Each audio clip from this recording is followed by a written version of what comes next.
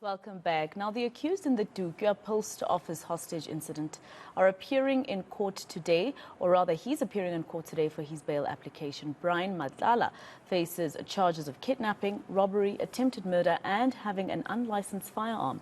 Two other people are yet to be arrested after running away with an undisclosed amount of cash. Our reporter Ronald Masinda joins us now from Dugya with the latest on this particular case.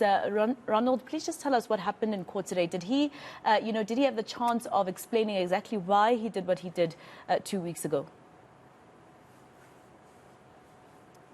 Good morning, Masejo. Well, what we heard from in court this morning is that Brian Matlala will abandon his bail application. He didn't give any reasons towards that. But what we also heard is that the matter is subject for more investigations. We are still waiting for ballistic test results to emerge, as well as get witness statements also with regards to what took place here in Dugya. But we also heard is that the matter has been postponed to the 25th of November. Having spoken to the police earlier this morning, they also confirmed that Matlala is a South African who hails from Gauteng. He is 40 years old.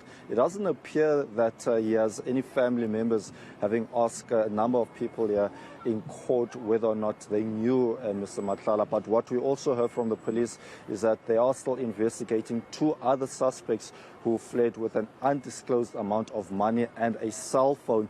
And it seems like Matlala was left alone during that hostage drama when 9 hostages at the post office were kept. And what we can also confirm with the viewers is the post office is just across the road. It remains closed ever since that incident took place. We are hoping to speak to a staff member during the course of the day to perhaps give us an insight as to what actually took place there.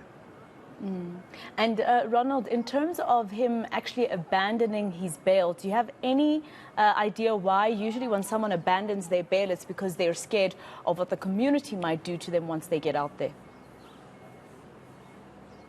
Yeah, well, it could possibly be two reasons. Number one could be that he might not have money for bail, but the other reason, not only might he be scared of the community, but also the two suspects that are still out on the run. We don't know yet as when police will make those arrests. But what we also heard last week in court, Masejo, is that Brian Matlala, when he was inside the post office, there was a sum of 106,000 rand that he nearly got away with, and it was during that time when he also fired a shot inside of that particular post office, and this was in confrontation with one of the staff members, a female that was also mentioned here in court. We are also being told here on the ground is that while the staff members are yet to go back to work, many of them are still receiving counseling, many of them are still being investigated because there have been so many unanswered questions with regards to what took place here just over 2 weeks ago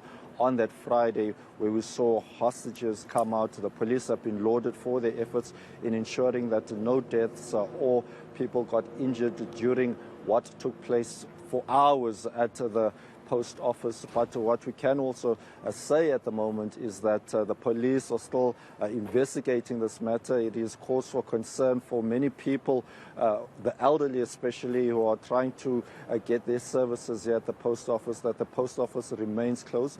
But a source has told me, Masejo, that they might even consider finding alternative people to work at the post office while the staff is still recovering from that traumatic experience.